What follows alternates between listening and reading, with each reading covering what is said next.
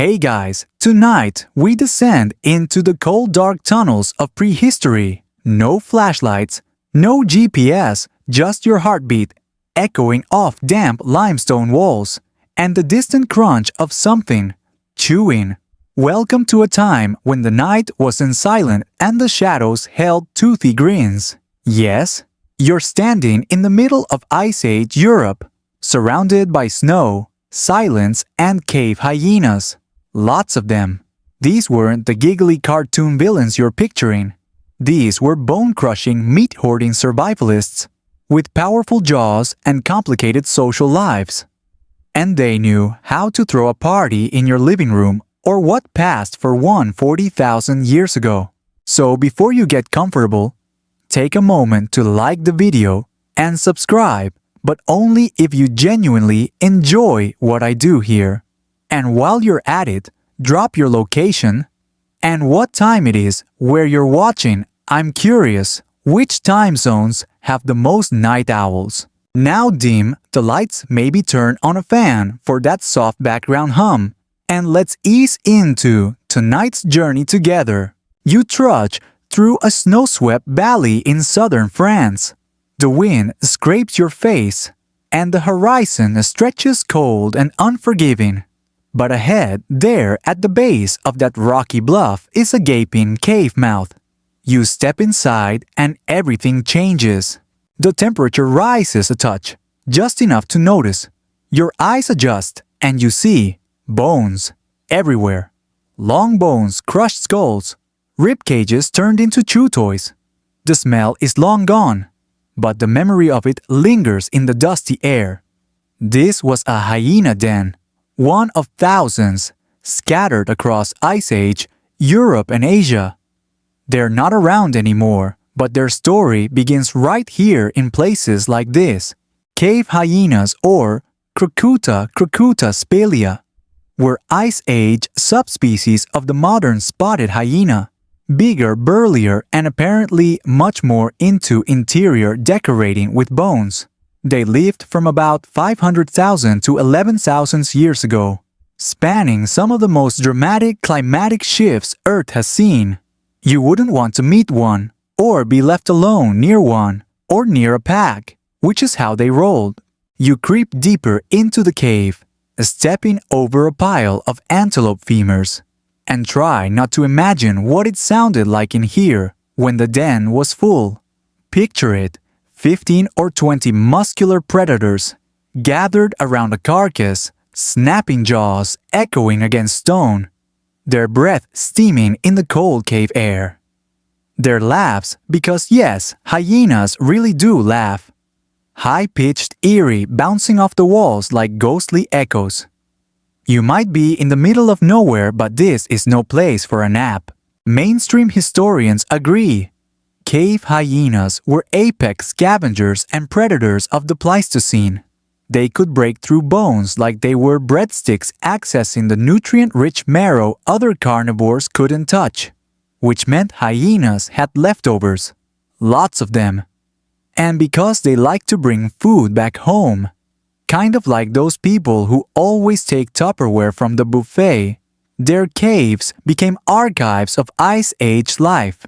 You reach a narrow passage, squeeze through flashlight flickering and emerge into a chamber, strewn with more bones and a faint layer of black soot. Someone else was here, many someone else's. Hyenas weren't the only ones using these caves. But we'll get to that later. Right now, you're focusing on the stars of the show. Cave hyenas didn't just eat, oh no, they socialized.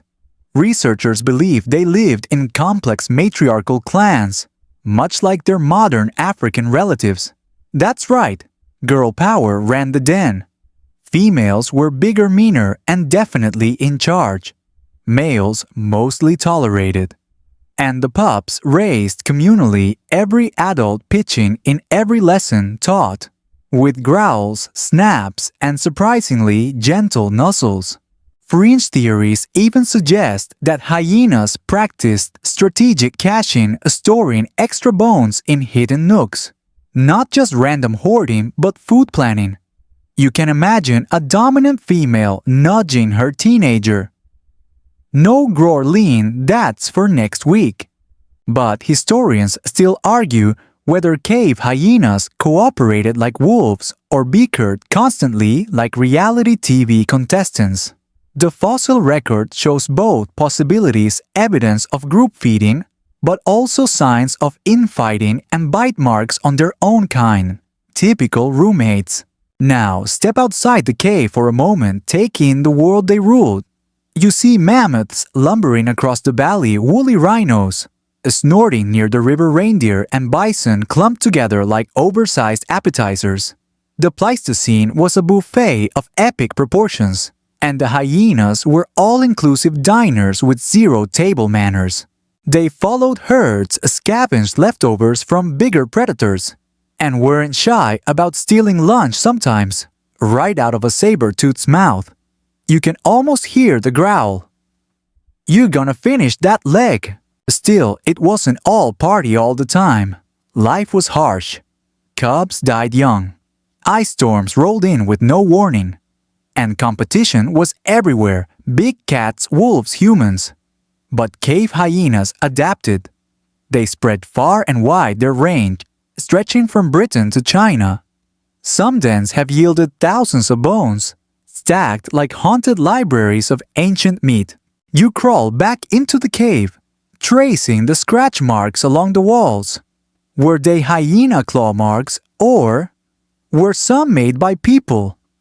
Not everyone agrees. Some archaeologists say they're hunting notches or tally marks. Others think they're just random scrapes from restless paws. Either way, you're deep in history now.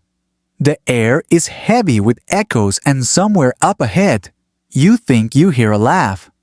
Probably just one. So you keep walking. The shadows twist. The walls feel closer. And behind you, the pile of bones seems a little taller than before. Don't worry, you'll probably survive this.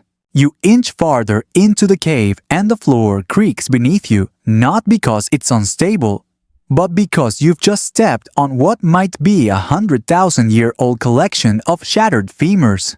If there's a hyena afterlife, you've probably just trespassed in its sacred snack room. This isn't just a feeding ground, it's a house party that never ended. Or rather, never got cleaned up. Cave hyenas weren't just efficient killers and scavengers. They were social, chaotic, and a little bit disgusting. You crouch near one of the bony piles and realize it's not random. There's a rhythm to it, a pattern. Like everyone dropped their bones in the same corner of the room. Every single night. Imagine a frat house where no one ever takes the garbage out and the garbage bites back. Paleontologists have a word for this bone accumulation. And when it comes to hyena dens, the record keeping is impressive. Skulls with telltale puncture wounds, limb bones, snapped in half, even the occasional fossilized poop. Yes, fossilized hyena dung, known affectionately as coprolites. Turns out these little gifts contain all kinds of information about what the hyenas ate, how they digested it, and whether they chewed with their mouths open. Spoiler, they did. The cave you're in is probably a former maternity den. It's big, deep, and dry, perfect for raising rambunctious cubs who like to gnaw on bones and each other. Scientists have found clear tooth impressions in some fossil remains that could only have been made by juvenile hyenas, tiny bite marks in between the larger adult-sized ones. It paints a vivid picture: adults dragging back mammoth ribs pups, chewing the toes off everyone, shouting and laughing over dinner. It's oddly domestic, like a prehistoric sitcom, only everyone's furry and has a bite force stronger than a modern lion. One quirky fact: scientists still puzzle over cave hyenas had a strange fondness for dragging the skulls of large herbivores back to their dens. Not just for eating, because honestly, skulls aren't super snackable, but maybe as trophies. Or toys. Or possibly, according to one researcher, because they made fun cracking sounds. Yep, Science. Historians still argue whether hyena clans reused the same dens over generations, or if they were more nomadic, chasing herds and squatting wherever the real estate was dry and bone-covered. Some cave sites show signs of repeated use, layers of bones built up like geological lasagna. Others seem more like one-time ragers, a mammoth party then nothing. And speaking of parties, imagine the noise. A full hyena clan could produce a chorus of whoops, giggles, growls, and screams that would echo for miles. Their vocalizations were likely similar to today's spotted hyenas, which have a terrifyingly complex communication system, up to 14 distinct calls, each with a meaning. You might interpret it as random chaos, but among hyenas, that chaos is code. You're deep enough in now that your flashlight catches glints of mineral buildup stalactites dripping from the ceiling, some cracked off from the vibration of centuries-old howling and scrabbling claws. The floor here is slick with time. And bones. Always more bones. And not just animal bones. In a few rare cases, archaeologists have found evidence of Neanderthal or early human remains with hyena bite marks. That's right. There were moments when the roles reversed when humans became dinner. Or at least leftovers. But don't panic, those cases are extremely rare. And many scholars argue that hyenas weren't actively hunting humans. More likely, they scavenged bodies from burial sites or ambushed lone travelers. Still, the idea of a cave hyena sniffing around your camp at night, sizing you up like a crunchy snack, unsettling to say the least. Now, here's a moment of reflection. You press your hand against the cold cave wall and try to imagine the hyena who did the same with its paw. Maybe a mother returning from a hunt, or a grumpy elder looking for a quieter corner. This place was a home. No couches, no art on the walls. Well, unless you count the scratch marks. But a real functioning community. They may not have had fire, but they had warmth. They didn't build tools, but they knew how to work as a unit. And they definitely didn't wear pants, though honestly, that's kind of the dream. As your flashlight pans across a flat stretch of cave floor, you notice something odd: circles. Faint, barely there depressions in the stone. Could they be bedding spots? Some scientists think so. They believe hyenas may have scratched out shallow nests for resting or raising cubs. Not unlike modern wild dogs or foxes. Just another reminder that these terrifying meat machines were also a little bit cuddly. But don't get too sentimental. These were apex Ice Age survivors. They thrived in sub-zero temperatures, competed with dire wolves and saber-toothed cats, and outlived multiple glacial cycles. They didn't wear fur coats, they were the fur coats. The fact that they're gone now only adds to the mystery.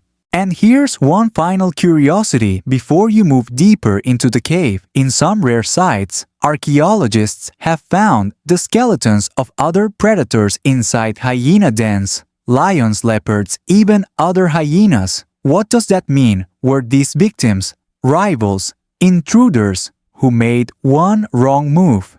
Historians still argue whether these predator remains were dragged in as trophies or if these dens occasionally became battlegrounds. But one thing's clear: if you were a creature with meat on your bones and you wandered into a hyena den uninvited, you probably didn't walk back out. So go ahead, step over the cracked skull, duck under the stalactite, and follow the trail of bones. There's more to come. You duck beneath a craggy outcrop, the air growing colder with each careful step. It smells like dust and ancient breath, like you've trespassed into a freezer full of secrets. Somewhere above, droplets fall in slow rhythm. Maybe rain filtering down from the surface, or maybe just a cave crying quietly for its lost inhabitants. Now let's widen the view. The cave hyena didn't exist in isolation. Outside these echoing walls stretched an Ice Age panorama, a patchwork of tundra forest and wind-blasted steppe. Imagine it a woolly mammoth trudging across a frost-bitten plain, giant deer with antlers like chandeliers, leaping over frozen creeks, and woolly rhinoceroses snorting steam into the cold dawn. And lurking in the shadows, your friends, the cave hyenas. They weren't picky. Their dinner menu was basically, if it moves, bite it. If it doesn't sniff it, then bite it anyway. This was a world of giants, and cave hyenas were just the right amount of mean and clever to survive in it. Their jaws could crack the thigh bone of a bison like it was a pretzel stick. Their stamina allowed them to chase prey across miles of open terrain. And unlike many predators, they didn't mind sharing, at least not with their clan. A successful hunt meant a messy group meal, with enough snarling and biting to make a dinner guest rethink their RSVP. Here's your mainstream historical fact: cave hyenas were once considered a separate species, Crocuta spelaea. But more recent analysis suggests they were a Eurasian subspecies of today's spotted hyena. Basically, they were like the big cold-resistant cousins who didn't mind getting snow in their fur. And just like modern hyenas, cave hyenas had complex social lives. Scientists believe they may have had dominance hierarchies, clan leaders, and roles within the group. One theory suggests that the highest-ranking females got the best pickings at meals and raised their young in safer, warmer spots inside the den. Sound familiar? That's still true of their African relatives today. But don't let all this talk of community lull you into thinking they were cuddly. Cave hyenas weren't just scavengers. They were efficient hunters in their own right. They specialized in targeting the weak and the isolated. A sick aurochs, an injured horse, dinner. And when pickings were slim, they turned opportunist. Hyenas have been known to follow other predators, stealing kills from lions, cave bears, and even, brace yourself, early humans. Archaeological evidence shows overlapping use of some caves by hyenas and Neanderthals. It's like Airbnb for predators with a strict no refunds if someone eats your food policy. One fringe but fascinating theory even suggests that hyenas may have contributed to human migration patterns. Not directly, of course, they weren't chasing us with torches and pitchforks, but their presence might have influenced where early humans settled, hunted, or avoided altogether. If you knew a certain valley was full of hyena dens, maybe you camped elsewhere. Or maybe you didn't and became a chew toy. Historians still argue whether humans and cave hyenas ever truly coexisted peacefully. Some bones show cut marks from stone tools, followed by bite marks from hyena teeth, suggesting humans got there first. Others show the reverse, as if hyenas made the kill, and humans showed up for leftovers. Or maybe they both just squatted in the same shelter, like grumpy roommates growling over who got to use the fire pit. Here's your quirky tidbit. Some Ice Age cave paintings may depict hyenas, but it's debated. The animals in the drawings have sloped backs, strong jaws, and upright ears. They're unmistakably something toothy. But without a hyena, clearly labeled with a name tag, we're left guessing. If they are hyenas, it means early humans didn't just fear them, they watched them, learned from them, respected them maybe, possibly even admired their tenacity from a safe distance. Outside the cave, the climate was harsh and erratic. Glacial periods would creep in, blanketing the land in ice and driving prey animals south. Then the world would warm just enough to bring the herds back along with the predators. Hyenas, like many Ice Age beasts, had to move with the rhythms of the earth. You pause in your exploration To imagine that endless migration. Hyena clans on the move, snarling and laughing under aurora-lit skies, trailing mammoth herds like shaggy shadows, mothers leading cubs through knee-deep snow, elders snarling directions from the rear. No GPS, no fire, no shoes, just instinct muscle and teamwork.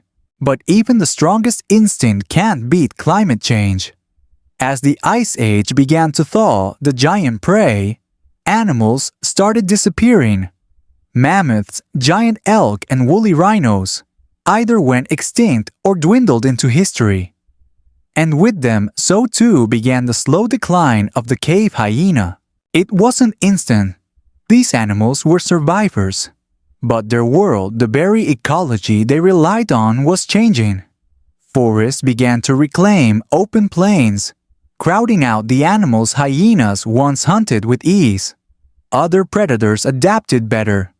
Wolves, for instance, could survive on smaller prey. Humans, with their increasingly sophisticated tools and tactics, started wiping out more than just dinner. They were altering entire ecosystems. You turn a corner deeper into the cave. It feels warmer now, but it's not the air, it's the memory. These walls are soaked in the echoes of hyena footsteps, laughter growls. You can almost hear them jostling for space, pushing past each other with exaggerated grunts, collapsing in a heap when bellies were full. This was once a hub, a beating heart of survival. And now, it's still, not dead, just waiting. Because extinction doesn't always arrive with drama. Sometimes it creeps in like fog, quiet, relentless, unnoticed until it's too late to howl about it. The air thickens as you drift deeper into the cave's history. Dust motes twirl in the beam of your imaginary flashlight. But really, your mind is doing all the seeing now. You start to sense how much the world changed around these creatures, not all at once, but with the creeping certainty of dusk swallowing day. Let's rewind. Around 50,000 years ago, cave hyenas are thriving across Eurasia. You can find their remains from Spain all the way to Mongolia. That's a lot of real estate for one animal, especially considering how selective they were about den locations. They weren't just crashing anywhere. These guys liked limestone caves, deep, dry, and quiet, with a nice earthy aroma, and maybe a few mammoth bones, scattered like rustic decor. But here's where it starts to get awkward. Humans, specifically Homo sapiens, who begin arriving in Europe around this time. If this were a roommate ad, it'd be like a messy extrovert, moving in with a nocturnal minimalist who values silence and bone-based interior design. It doesn't take long before tensions rise. Humans are loud, smoky, and territorial. And unlike hyenas, humans bring more than just teeth, they bring ideas. Fire for starters, then spears, then bows, then traps. Cave hyenas had brute force and teamwork, sure, but humans had strategy and patience. They could outwit, outlast, and most importantly, they could plan. Historians still argue whether human hunting had a direct impact on hyena populations. Some say we just occupied their spaces, forcing them out gradually. Others suggest active competition, like we were racing them to every bison buffet. And then there's the possibility that humans saw hyenas as threats, not just to their food, but to their children. A cave full of snarling bone crunchers just down the hill. That's not exactly ideal for a bedtime story. Here's a quirky tidbit. At some ancient sites, we found human footprints. Next to hyena paw prints, literally side by side. No signs of conflict, no hurried scuffle marks. Just peaceful coexisting tracks through the same muddy floor. Some suggest this indicates a kind of temporal sharing, humans and hyenas, using the same caves at different times of day or season, like weirdly coordinated cave sitting. But if there ever was peace, it didn't last. You begin to picture the slow squeeze, less land, fewer prey animals, more competition. Climate change didn't help. As the Pleistocene ice sheets began their long, reluctant retreat, the open grasslands that hyenas loved started shrinking. Forests crept in thick and dark, hiding fewer of the large herd animals hyenas depended on. It was like someone had swapped their favorite hunting video game for a farming simulator. Same setting, way less fun. Mainstream fact-break cave hyenas disappeared from Western Europe around 11,000 years ago, near the end of the last ice age. In some regions like parts of Asia, they may have hung on a bit longer. But by then, they were a whisper of what they once were, a few struggling clans in shrinking habitats, trying to hold on to a world that was no longer theirs. And yet, while their numbers declined, their legacy deepened. You find yourself pausing in front of a cave wall. The limestone is scratched, clawed even. Not with anger but habit. Maybe young hyenas once tested their strength here. Maybe mothers marked the territory. These scratches are unreadable now, like letters in a forgotten alphabet. But they mattered, to them at least. Here's something you might not know. Hyena dens are often rich archaeological sites, not because hyenas buried treasure, but because they were obsessed with bones. They dragged bones into their caves constantly, not just from meals, but from anything they found. If it smelled faintly organic, it was worthy of gnawing. This means that hyena dens sometimes preserved remains of animals that lived far away, because the hyenas brought them there. So when scientists dig into these old dens, they get this strange time capsule, pieces of mammoths, horses, humans, cave bears, all gathered in one place by four-legged collectors who couldn't resist a crunchy snack. In a weird way, cave hyenas were accidental curators of the Ice Age. Biting, yes, but also preserving.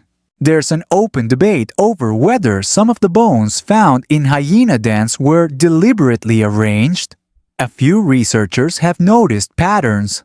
Skulls clustered near walls, long bones stacked together. Is it coincidence? Random chewing habits? Or were cave hyenas more spatially aware than we give them credit for? Let's be honest, it's tempting to over-romanticize extinct animals. We want them to be smarter, nobler, more like us. But the truth is often weirder and more practical. Hyenas didn't arrange bones for art, they likely did it for access. Bones stacked properly don't roll away. Efficient snack placement is just good engineering. Still imagining a hyena den as a place of strategy and purpose adds a layer of richness to the ruins. You begin to understand how these animals lived in complex ways, not just reacting to the environment, but shaping it in small, bite-sized decisions. The cave around you begins to feel less like a tomb and more like a memory. You can almost hear the distant yips of cubs, the rumble of adults returning from the hunt, the laughter, not humorous, but harsh and triumphant, that echoed through these chambers. In their time, cave hyenas were dominant, respected, feared. But dominance doesn't last forever. Evolution doesn't care how fierce your bite is. If your prey disappears, your land shrinks, and your competitors grow smarter, all the teeth in the world won't save you. And that's where we leave them tonight in the twilight of their reign. Fewer herds, fewer dens, colder nights, and longer odds. A species that once threw the rowdiest parties of the Ice Age, now reduced to scattered remains and silent shadows on cave walls. And yet, somehow, they linger. Not just in bones, but in us. In the stories we tell. In the echoes we still hear. If we sit quietly enough in the dark. You follow the echoes deeper now into a passage, narrowing with time itself. the cave begins to wind like memory, and your feet crunch softly on fossil-rich soil. You feel like an intruder in a forgotten temple, a quiet guest among the ghosts of apex scavengers. The late Pleistocene wasn't just hard on cave hyenas, it was a global upheaval.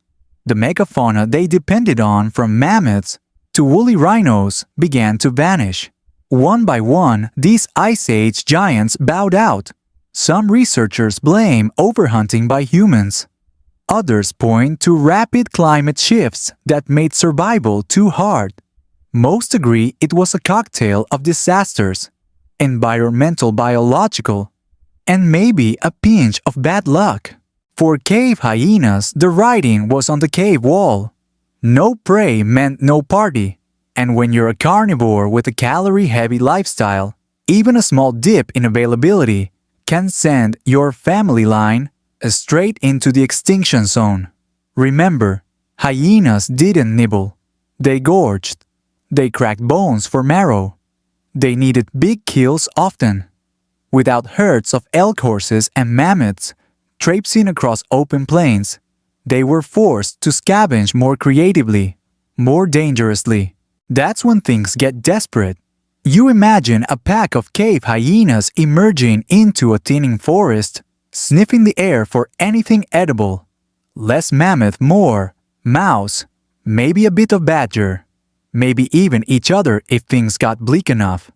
Relax, it's not confirmed, but hyenas are famously not picky. Here's a quirky twist. Scientists have found hyena coprolites. Yep, fossilized poop that contain bits of leather and hide. That might mean they were tearing apart human belongings, or maybe even devouring long-abandoned clothes. You in your cozy modern bed may never worry about your socks becoming dinner, but for a starving hyena, everything was on the menu. Historians still argue whether cave hyenas were opportunistic enough to adapt to shrinking prey diversity. Some say they tried scavenging smaller kills, hunting rodents or birds. But others suggest their bodies just weren't designed for that low-calorie hustle. They were built like bulldozers, not nimble foxes. Evolution had tuned them for megafauna, and the world had gone micro. Meanwhile, humans were doing the opposite. We were learning to fish trap rabbits, domesticate dogs, plant seeds. We were diversifying while the hyenas were doubling down. In the grand casino of survival, humans hedged their bets. Hyenas went all in on mammoth steak. And it's here in this narrowing tunnel of time that you start to realize something strange. For all their strength, cave hyenas weren't villains. They weren't monsters. They were specialists. And specialists, while incredible at what they do, are fragile when the world shifts even slightly. You picture one last hyena mother, tucked in a quiet cave in what is now the Czech Republic. Snow dusts the entrance. Her cubs are smaller than they should be. She hasn't eaten in days. There are no bison herds on the move. No mammoth cries in the valley. Just silence. Her ears twitch at every sound, hoping it's prey, dreading its humans. She doesn't know she's part of an ending. She's just trying to survive. That's the thing about extinction, it never feels dramatic while it's happening. It feels like another hard winter, another lost hunt, another cub not making it to spring. Here's your mainstream fact for this leg of the journey. By about 10,000 years ago, cave hyenas are mostly gone from Europe. Some linger in parts of Asia a little longer, but their glory days are over. They leave behind only bones, coprolites, and claw-scraped cave walls. But something funny happens in extinction. Sometimes a species vanishes in body, but lingers in myth. Ever heard legends of monsters in the caves of old Europe? Growling beasts that drag bones into the dark. Some folklorists believe early humans passed down memories of animals like cave hyenas through story long after the animals themselves were gone. Imagine that your ancestors sitting around a fire warning their children never to go into the hills alone. "The bone cracker lives there," they'd whisper. Its laugh echoes off the rocks. And that fear, that memory echoes forward, maybe even reaching you now. Another fringe theory, definitely not mainstream, is that cave hyenas might have inspired some early depictions of devils in art.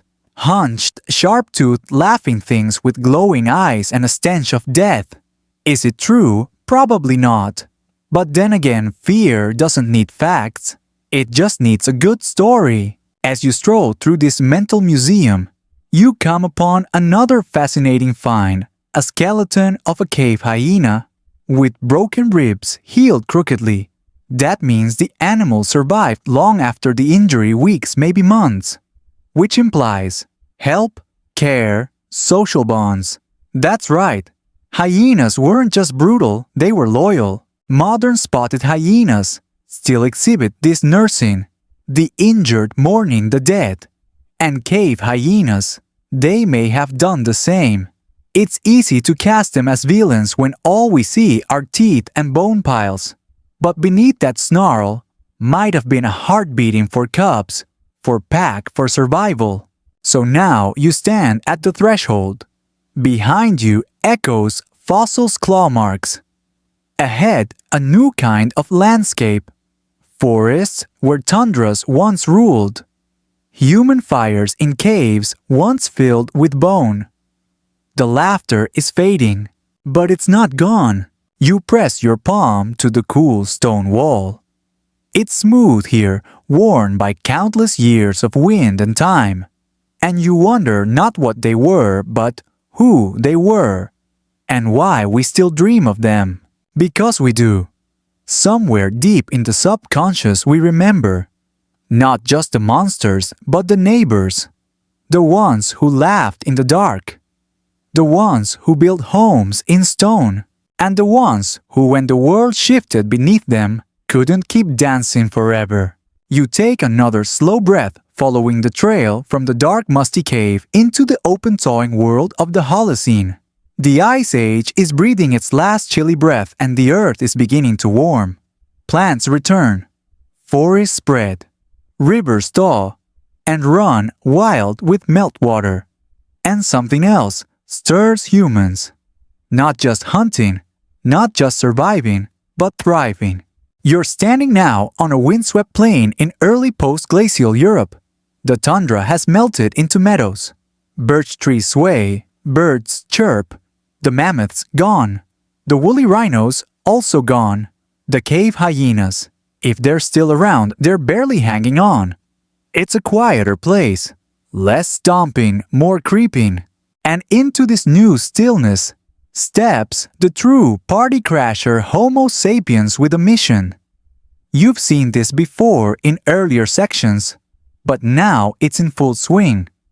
The age of humans reshaping everything.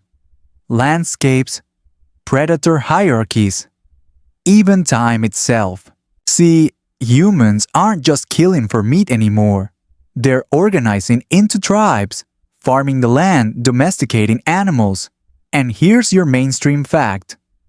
Around this period, roughly 10,000 years ago, marks the beginning of the Neolithic Revolution. Agriculture takes root. Settlements grow.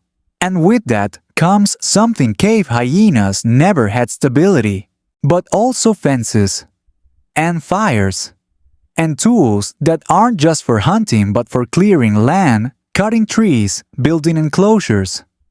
The world starts to bend around us. You, a modern creature, might think, okay, but surely some hyenas adapted, a fair thought. After all their African cousins did. Spotted hyenas, brown hyenas, they're still kicking. But here's where we hit the core of the issue. Specialization versus adaptability. Cave hyenas were Ice Age specialists, built for cold, designed for giant prey. You don't just slap on a new fur coat and start chasing rabbits. And the open question, historians still debate whether cave hyenas tried to evolve alongside these changes or simply faded before evolution had a chance to kick in. Some paleontologists argue that small populations may have survived longer than we think, tucked away in isolated forested valleys in Asia. There's speculation that cave hyenas lived as recently as 7,000 years ago in some regions long after we thought they were gone. But the evidence is sketchy. A tooth here, a fragment there, nothing solid. One quirky discovery in a Romanian cave points to this strange possibility.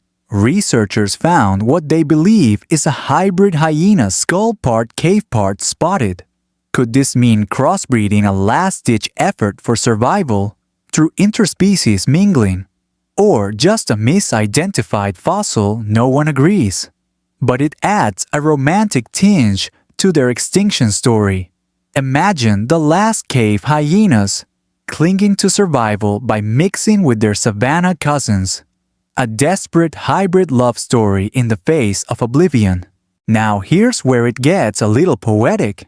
With cave hyenas vanishing, the landscape starts to feel emptier. Imagine walking across a hill in France, birds above wildflowers brushing your ankles, and you realize the bone crackers are gone. No more echoing laughter. No more dens filled with skulls. The great party has ended and no one even said goodbye. And yet, you can still see where they were. You kneel beside a weather-worn stone near Les Azy in France.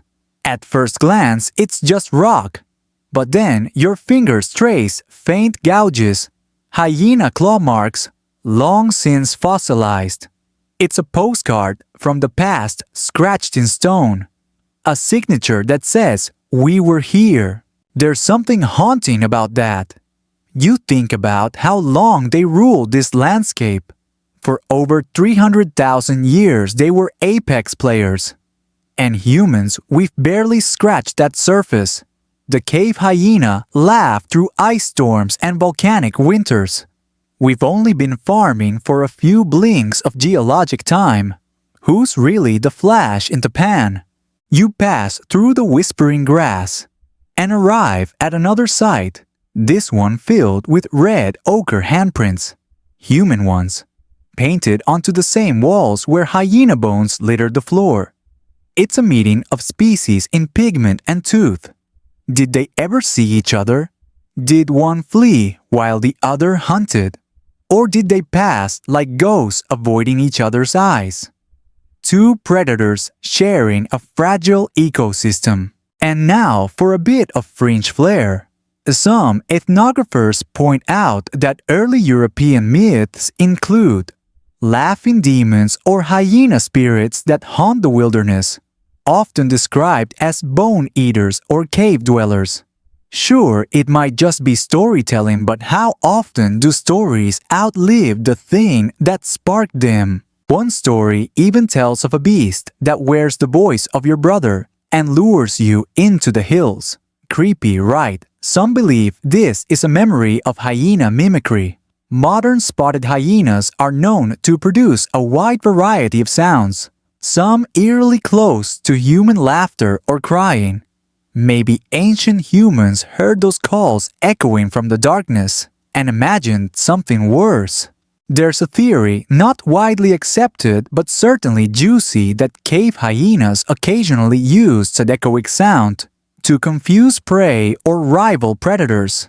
That their eerie laughs weren't just communication but tactics. Sonic warfare, Ice Age style. You smile. That's a strange thought as you glance across the plains. A battlefield of sound. Humans singing to each other across campfires. Hyenas laughing in the dark to draw you closer. The wind as the only impartial spectator. And then you spot it. A fossil display. Not in a museum but laid bare by erosion. A scattering of bones perfectly preserved in a shallow creek bed. You crouch beside the skull, the familiar hyena snout, peeking from the earth like it's waking up. It won't, but it lingers. You reach out, brushing soil from a cracked molar. Heavy, built for marrow, built for a world that no longer exists. The bone snaps easily now, fragile with age. A reminder that strength fades and time wins all arguments. So you stand up. The wind catches your jacket like a mammoth's breath. And you look around this silent, changed landscape. It's beautiful. Greener than before. Fuller of birds and bees and barley. But there's a little ache. A quiet grief for a species that once ruled, laughed, and lived in a time so different it might as well be another planet. You wonder if something will remember us one day, the way we remember them. If someone or something will find your bones and say they danced here. They made fire. They watched the skies and told stories about monsters in caves. And just maybe those monsters were real. Just not in the way we thought. Your feet crunch softly over dried grass as you descend a gentle hill toward the mouth of another forgotten cave. It yawns wide like a tired beast, its darkness still thick even in the midday light. And you already know this one was a hyena den. You can feel it. The air holds a strange stillness, like it remembers. You step inside and your eyes adjust. Here, the walls breathe secrets. You brush your hand along the rock, cold and damp, and imagine paws, many paws, padding this same path. Not just once, but over generations. Family lines of cave hyenas born and raised in these hollowed chambers. This place, like many others across Ice Age Europe and Asia, tells a story in bones. You crouch, running your fingers over scattered fragments fossilized into the sediment. A mammoth femur cracked down the middle. A horse jaw, its teeth worn with age. And the unmistakable scissor-shaped molars of the hyena, designed not for chewing but for shearing through tendon and crunching bone like popcorn. Here's your mainstream fact. Some cave hyena dens preserved such staggering quantities of bones, thousands from dozens of species, that paleontologists once mistook them for prehistoric human garbage dumps. It wasn't until tooth marks were analyzed that the true culprits were revealed. No forks, no fire pits. Just hyenas using the cave like a meat locker crossed with a daycare. And daycare it was. These dens weren't just eating zones. They were home base. A female cave hyena would give birth here, raise her cubs under the watchful eyes of sisters and nieces, because just like their modern relatives, cave hyenas likely lived in matriarchal clans. That's right, girl power, Ice Age style. The leading lady ruled the roost, and she didn't take lip from anyone. Now, for the quirky bit. Scientists studying coprolites, yes, fossilized poop, have found traces of plant matter and even beetle shells in hyena dung. Strange a little. Some think it may have come from scavenged guts. Others believe hyenas nibbled greenery to settle their stomachs the same way your dog occasionally eats grass.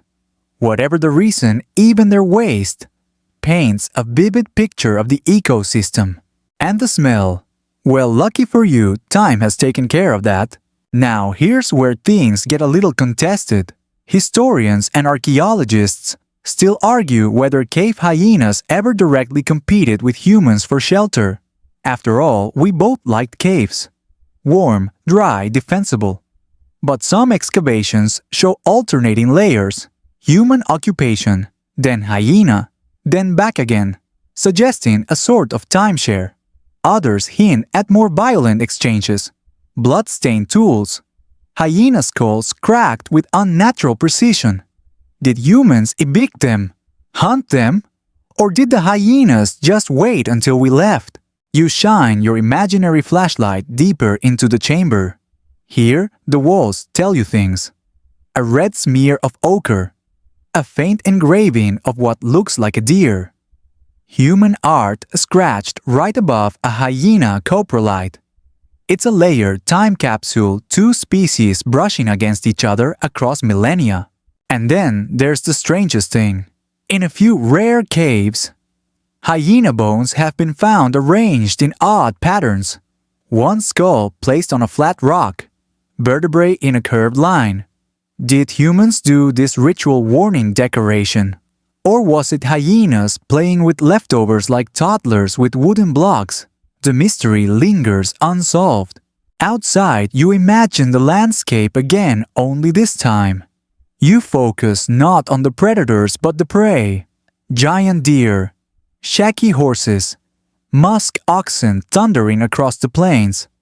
For hyenas, this buffet meant survival.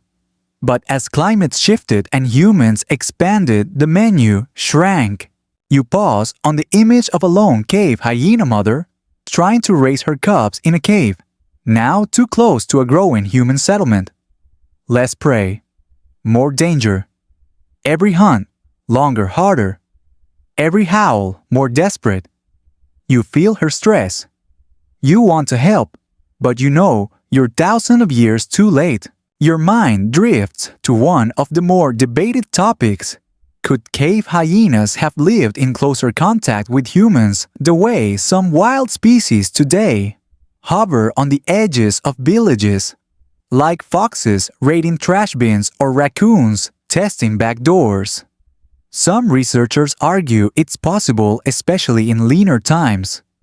Others say their size and aggression made coexistence impossible. One medieval myth from Central Europe mentions devil dogs haunting the woods near abandoned shrines, large laughing beasts that prowl after dark and scattered livestock. Could these be echoes of cave hyenas clinging to survival in folk memory, maybe? Or maybe we just really like spooky animal stories. You breathe slowly, letting the cool air of the cave settle over you. Your flashlight flickers on the far wall and catches something unexpected, a niche filled with bones, tiny ones. Not prey, cubs. A hyena nursery untouched for thousands of years. You crouch low, imagining the playful snarls, the awkward wrestling, the way a mother would nudge her young back into safety. It's touching.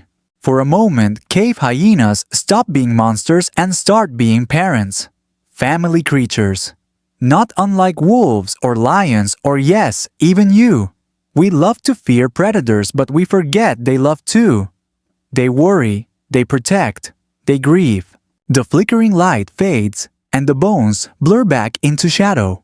You step out of the den into the bright afternoon and blink at the sudden warmth. One final fun tidbit. There's a remote cave system in Siberia where fossil evidence suggests that cave hyenas may have dragged in more than just prey. Some researchers believe they also hoarded shiny objects, stones, shells, maybe even early human tools. Why, who knows, curiosity decoration. Or just the Ice Age version of "this looks tasty, I'll bring it home." There's no formal conclusion, just speculation and the whisper of possibility. As you walk away from the cave, a breeze tousles your hair and a distant laugh echoes off the ridgeline. Not human, not bird, something wilder. It's just the wind, you tell yourself. Probably. You're still walking, still tracing the long-forgotten trails of the cave hyena across ancient Europe and Asia. But now your mind shifts away from the bones and dens and towards something a bit more dramatic. Picture this, it's a frozen twilight 40,000 years ago. Somewhere near what's now southern France, a human hunter cloaked in furs, face streaked with ochre, squats near a cave entrance spear poised. But he's not alone. Across a clearing skulking through the snow with silent deadly patience, a cave hyena watches him. This isn't just a wildlife documentary moment. It's a high-stakes game of territory and survival. You see, you weren't the only apex predator in the Ice Age neighborhood. And when food got scarce, borders blurred. These weren't wild animals in the distance. Cave hyenas hunted close, hunted smart, and sometimes they hunted humans. Here's your mainstream fact: evidence from hyena dens has turned up partially gnawed. Human bones fragments with unmistakable puncture marks and scoring that match hyena dentition. Did the hyenas kill those people or scavenge already dead bodies? That's the academic tug of war. Either way, they were willing to take a bite out of us. Historians still argue whether cave hyenas actively preyed on lone humans or simply took advantage of unguarded corpses. Some suggest they stalked children the way modern leopards do in rural India. Others argue that hyenas were more scavenger than hunter, and we're just reading too much into a few cracked femurs. But one thing's clear: you had to watch your back. In some Ice Age settlements, people built fires not just for warmth, but as perimeter defense. Fires pushed to the edges of the camp, eyes in every direction, spears stacked in neat, easy-to-reach bundles, not just for mammoths or wolves, but for something smarter, something bolder, something that laughed in the night. Yes, that laugh. You hear it again. It's high and hollow, echoing across the plains. A sound that makes your skin prickle, even though you know it's just an ancient memory, stitched into the earth. Here's a fun fringe theory to gnaw on. Some paleoanthropologists believe that cave hyenas followed migrating human bands, not to hunt them but to scavenge their kills. A bit like jackals trailing lions today. In this scenario, humans weren't just competition, they were mobile buffet carts. The hyenas would hang back, wait for the humans to finish their mammoth or horse, then sneak in at dusk to lick the bones clean. Opportunists, freeloaders. The Ice Age's original party crashers. Speaking of crashing parties, some archaeologists joke that cave hyenas were like the punk rockers of the Pleistocene world, where humans built with intention stone tools, woven baskets, careful hearts. Hyenas shredded everything. They tear up sleeping mats, crunch tool handles, scatter your camp like a raccoon on espresso. One misstep, one poorly guarded meat cache, and you'd wake up to find a hyena dragging off your dinner. Still, as much as we feared them, we were also fascinated. Ancient humans painted hyenas on cave walls, not as symbols of reverence, but as creatures to be remembered. At Chauvet Cave in France, among the lions and rhinos, there's a subtle depiction of a hyena-shaped figure lurking at the margins. Not center stage, not triumphant, just there, watching. You move through your imaginations like a ghost, now slipping through scenes. A family asleep under a rock overhang, the fire dimming. A child waking to the sound of something outside. The soft crunch of paw steps. Then silence. Just silence. And that brings us to one of the more bone-chilling debates. Did humans ever try to domesticate cave hyenas? Okay, before you laugh or scream, stay with me. Some scholars have pointed out that early humans had complex relationships with many predators, wolves, wildcats, even bears in some cultures. And given how long humans and hyenas overlapped, it's not completely absurd to wonder. Maybe someone found an orphaned cub. Maybe someone fed scraps to a pack lingering nearby. Maybe there were attempts, but if there were, they didn't go well.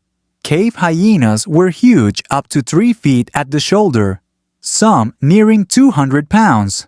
Combine that with bone-crushing jaws, a bad attitude, and very little patience for human rules, and you've got the worst cuddle buddy ever. That said, it does raise a fascinating question. What if things had gone differently? What if instead of dogs, we'd ended up with domesticated hyenas?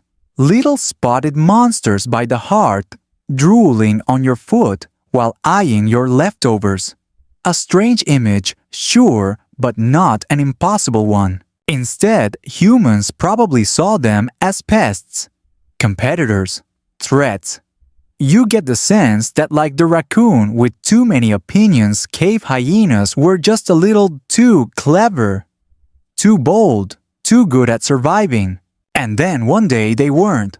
Not all at once, not with a bang. But over generations, sightings grew rare. Caves that had once echoed with laughter now held only dust. The last of the hyenas, old, thin, and outnumbered, probably slipped away unnoticed. No grave, no farewell, just a slow fading. It's a strange thing to mourn something so feared, but you do, just a little. As you walk now across a digital savanna in your mind, you picture the tension between two forces, human expansion and wild persistence. The story of the cave hyena is the story of being too wild for the future, too feral for fences, too proud to follow. Your final quirky tidbit for this section. In parts of Africa today, spotted hyenas still follow nomadic herders, lurking just out of reach waiting for scraps or worse, weakness. It's a living echo, a reminder that even if the Ice Age version is gone, the wildness isn't. It just evolved, adapted, waited. You stop at the top of a hill and glance back, imagining a shape against the setting sun. Hunched shoulders, a sloped back, powerful jaw, watching, always watching. And for just a second, you swear you hear that laugh again. The Ice Age wind still howls behind you, but now you step inside a place where that laughter raw, ragged too close to human once echoed endlessly. A cave, deep yawning, the kind with cold stone walls that leak time. And you're not alone in here. Not really. Because once this wasn't your cave. It was theirs. You run your fingers along the walls. Dust charcoal smudges, maybe a fingerprint left behind by someone who didn't make it home. This place, it was a hyena den. And not just any den. It was their living room, their nursery, their butcher shop. A one-stop, bone-crunching Airbnb for the spotted elite of the Pleistocene. Welcome to the inner sanctum. Let's open with your mainstream historical fact. Paleontologists have identified dozens of former hyena dens across Europe and Asia. These are caves where layer upon layer of bones, dung, and chewed remains stack up like a morbid sandwich. Think of it as the hyena's trash pile. And as we both know, trash tells the best stories. You bend down. Your flashlight catches something. A cracked mammoth tusk, half a cave bear skull, the femur of a horse, snapped clean in the middle like a breadstick. These aren't ordinary leftovers, they're trophies. Clues. This is CSI Ice Age. And then it hits you, these dens are more than homes. They're time capsules. The way bones are arranged, some clustered near the back, others scattered like dice, tells us how the hyenas moved, how they lived, how they raised their pups, how they dragged in kills and devoured them with such bone-crushing force that the sound alone probably echoed down the valley. But here's your fringe tidbit. One cave in Germany called Einhornhöhle, or Unicorn Cave, was believed for centuries to hold the bones of dragons and unicorns. Only later did scientists realize they were looking at hyena leftovers, hundreds of chewed-up fossils misidentified for generations, simply because the real answer giant prehistoric hyenas was too weird to imagine. You pause now in the back of the cave, where it's colder and quieter. You can almost see it, a female hyena curled around her pups, twitching in her sleep surrounded by gnawed skulls and warmth. You half expect to hear a growl, but there's only silence. Still, the silence speaks. Some of the bones bear marks, tiny grooves from stone tools. And suddenly, you realize you're not just in a hyena den. You're in a place of conflict, of overlap, of ancient roommates who absolutely did not get along. Because at different points in time, humans and hyenas used these same caves. Back and forth, back and forth. Like divorced parents sharing a summer cabin except with a lot more teeth and resentment. Historians still argue whether humans ever successfully cohabited with hyenas. Some believe the caves switched hands, seasonally humans in summer, hyenas in winter. Others think it was messier violent takeovers with hyenas dragging out the old tenants in pieces. The truth buried under centuries of mixed bones and footprints. You step deeper. The air gets mustier. A slab of rock juts up from the floor. Someone carved something here. Not a name, not a masterpiece, just lines. Parallel scratches. Could have been human. Could have been hyena claws. And honestly, you can't tell the difference anymore. That's the unnerving part. For all our stories, all our egos, we weren't that different. They cared for their young.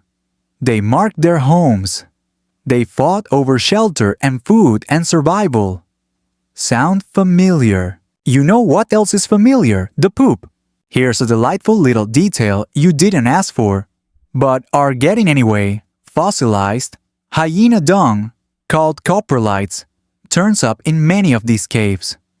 And it's not just waste. It's evidence. Scientists can examine it to see what the hyenas ate, how their digestion worked, and even what parasites they carried. It's like a prehistoric grocery receipt meets a medical report. Disgusting, absolutely. Invaluable. Also, yes, and if we're being honest, kind of hilarious. Imagine surviving the Ice Age only for your legacy to be fossilized poop. But back to the cave. Some show signs of long-term use beds scratched into the floor skulls, placed deliberately near walls, possibly for comfort, or just because they looked cool. Others feel temporary, like pit stops. Maybe the pack was chased out by bigger predators. Maybe by us. There's even a site in Belgium where researchers found bones that appeared to be both hyena-chewed and human-modified, meaning hyenas ate the leftovers of human kills, or vice versa. Did we raid each other's fridges? You bet. Here's another head-scratcher. Some scholars believe hyenas were part of early mythologies. Not worshipped, this isn't a Disney movie, but respected, feared, maybe even copied. There's this theory floating around that certain tribal markings, those jagged face paints or stylized jawbone necklaces, mimicked hyena features, as if wearing the face of your enemy made you stronger, or at least scarier. Remember those unicorn bones? People once believed they were magical, even ground them into powders for potions. Today, we know better, but the stories linger. Because that's what stories do. They echo long after the bones are gone. So you crouch now at the mouth of the cave, looking out into the freezing dusk. The world has changed, but the shadows haven't. A rustle in the grass, a flash of yellow eyes, and then silence again. Maybe that's the legacy of the cave hyena. Not just bones or poop or broken tools, but a presence, an unease, a reminder that wildness once slept beside us just a stone's throw away, and sometimes maybe still does. As you step out of the shadowy cave into the cold, crisp air, your mind shifts toward the broader landscape where these cave hyenas lived and thrived. The Ice Age was not just about endless snow and mammoth herds. No, it was a mosaic of ecosystems, a shifting canvas, where predators and prey danced a delicate and sometimes deadly dance. And the cave hyenas, they were masters of this frozen world, but their reign was complicated. Here's your mainstream fact to set the scene. During the late Pleistocene cave, hyenas roamed vast territories across Europe, Asia, and even into the Middle East. Their range was enormous, spanning tundras, forests, and steppe landscapes. They weren't picky eaters either. Hyenas could adjust their diets depending on what was available, making them incredibly adaptable hunters and scavengers. Yet, despite their flexibility, the world around them was changing rapidly. Glaciers advanced and retreated in cycles, reshaping the terrain. Plant life shifted. Animal populations rose and fell. This dynamic environment posed constant challenges not just for the hyenas but for all the Ice Age fauna, including humans. Now here's where it gets a bit quirky. Researchers have discovered fossilized footprints of cave hyenas in what used to be muddy riverbeds. And those prints tell a surprisingly social story. Some trackways show multiple individuals moving together, likely family groups or packs, while others seem to mark hunting expeditions. This contradicts the older image of hyenas as solitary scavengers. Instead, they were often team players, coordinating their efforts, much like modern spotted hyenas in Africa. But there's an academic puzzle here. Historians and paleontologists still debate the social behavior of cave hyenas. Were their packs strictly hierarchical, like modern hyenas with dominant females leading the charge? Or did they have a looser, more flexible social structure? The fossil record is tantalizing but incomplete, leaving plenty of room for speculation. You walk through the imagined Ice Age landscape, imagine tall grasses waving in the cold breeze, a distant herd of reindeer moving like ghosts across the plains, and the low growls of hyenas echoing over the hills. It's not a silent world, but one alive with tension and noise. One particularly strange find gives you pause in some regions. Cave hyena remains have been found mixed with those of giant short-faced bears and dire wolves, both formidable predators in their own right. This suggests they shared habitats and possibly competed fiercely for prey. Imagine the Ice Age's version of a gang war with these predators vying for dominance. There's also evidence that cave hyenas were excellent swimmers, a fact that surprises many. Fossilized remains near ancient lakes and rivers hint that hyenas could cross waterways, increasing their hunting grounds and escape routes. You picture one slipping silently into a chilly river, fur slick and muscles rippling as it crosses with purpose. Now, here's a fun but slightly strange side note. Some scientists have proposed that cave hyenas' powerful jaws and digestive systems were so effective at breaking down bones that they may have inadvertently helped shape the ecosystem. By cracking open carcasses and consuming parts other predators left behind, they accelerated nutrient recycling in the soil, effectively acting as nature's recyclers. They were the original environmentalists, if you will, though perhaps less cuddly. Yet, despite all this adaptability and ecological importance, cave hyenas faced mounting pressures. Changing climates altered prey availability. Humans encroached more aggressively on their territories, not just as competitors, but as hunters. And diseases could have taken their toll. Historians still argue about the exact combination of factors that led to the cave hyena's extinction. Was it climate change alone, human hunting, a deadly disease outbreak, or a toxic cocktail of all these? The truth is probably a messy mix of all three. Before you leave this vast landscape behind, consider this odd fact: in some prehistoric cave paintings, cave hyenas are depicted not just as animals but as mythical creatures, part predator, part spirit. They occupied a space in the ancient human mind that was both terrifying and fascinating. To the people who painted them, hyenas might have represented chaos, danger, and the unknown wilderness that humans were still trying to understand and conquer. So as you stand on this ancient plain, feeling the wind bite your cheeks and the distant howls drift toward you, remember this: the story of the cave hyena is not just about a species lost to time.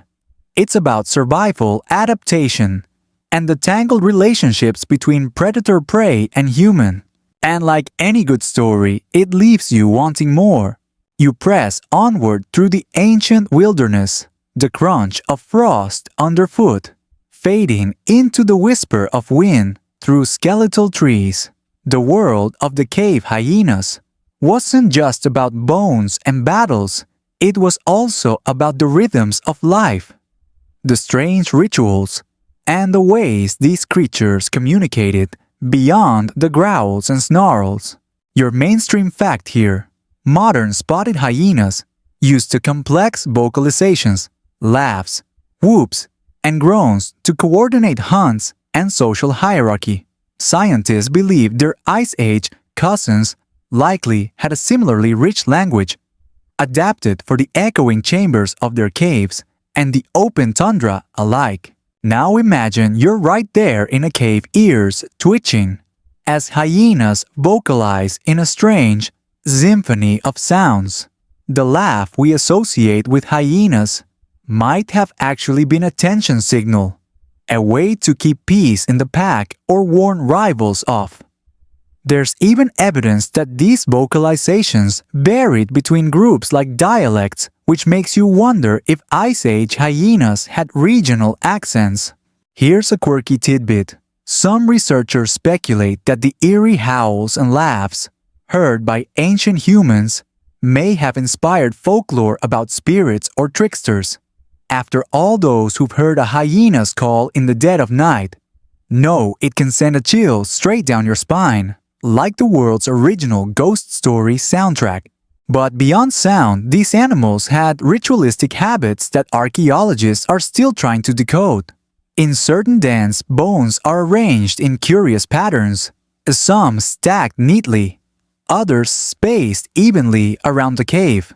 Were these mere leftovers of feeding frenzies or deliberate displays? Maybe a form of art or communication within the pack. Historians still debate whether such bone arrangements were accidental or intentional.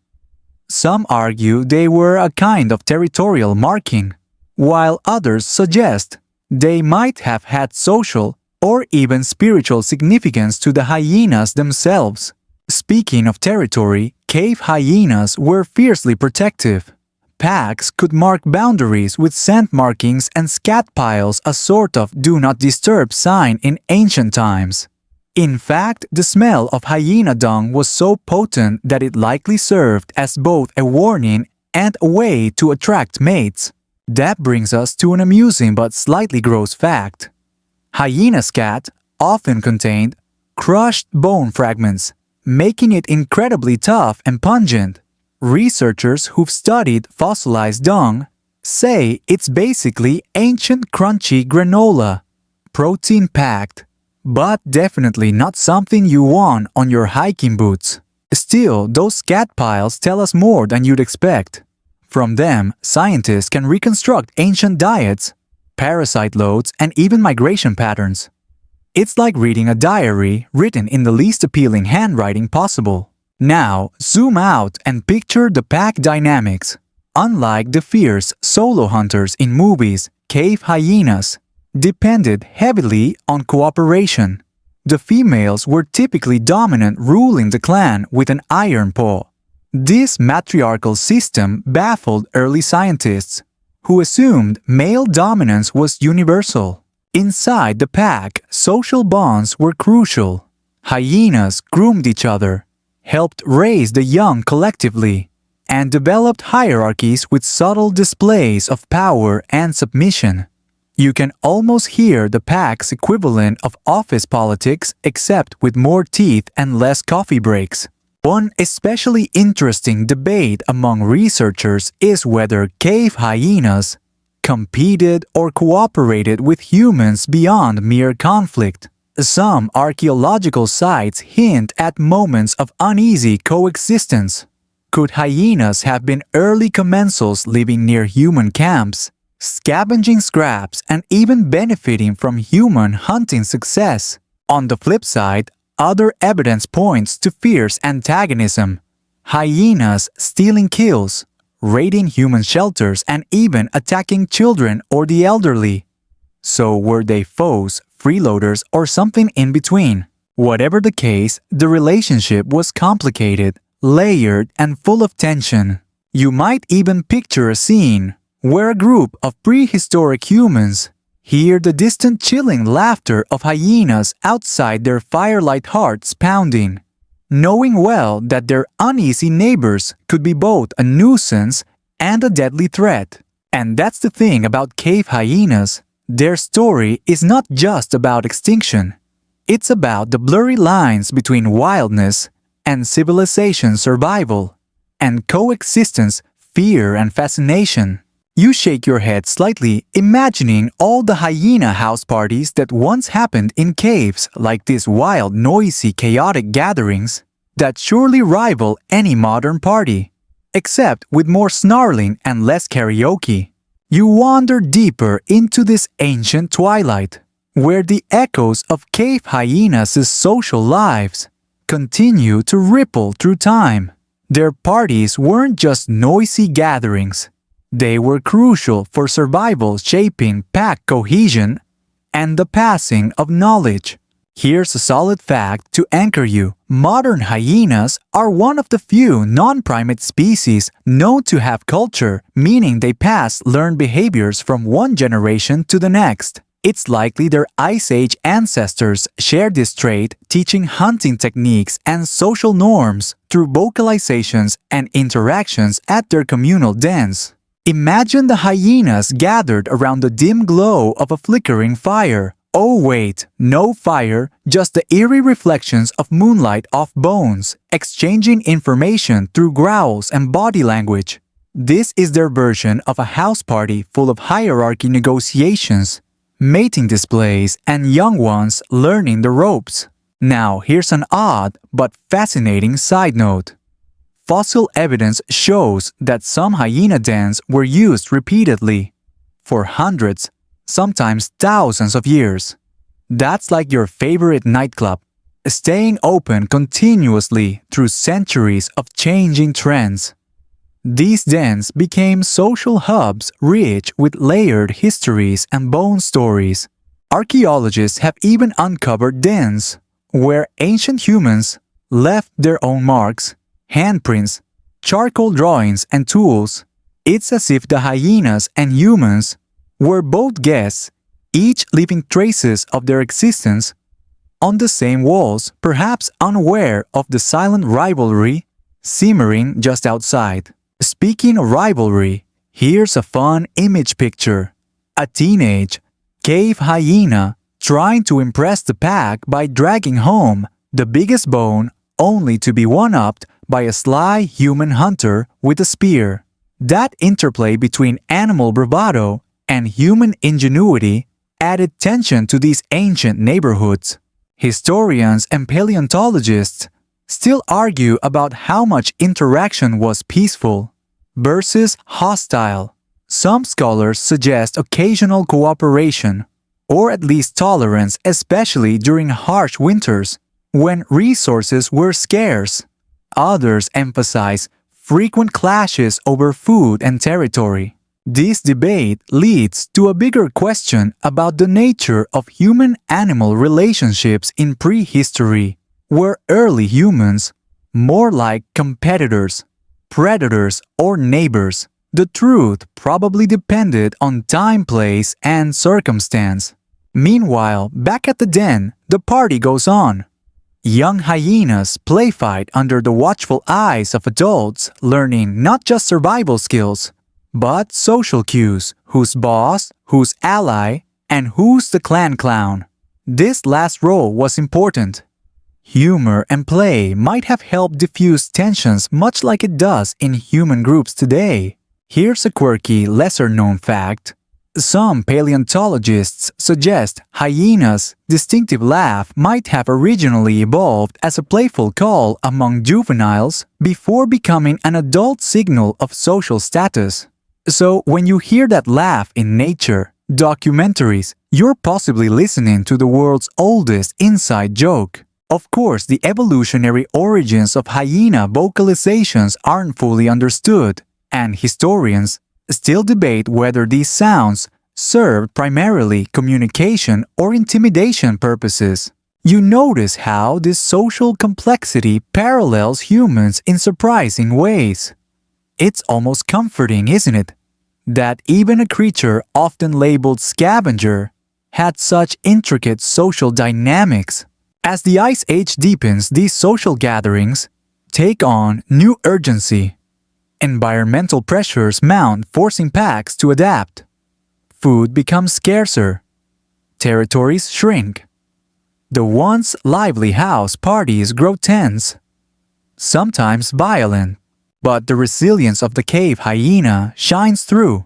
Their ability to adjust social strategies, move between habitats, and exploit new food sources speaks to an intelligence often underestimated.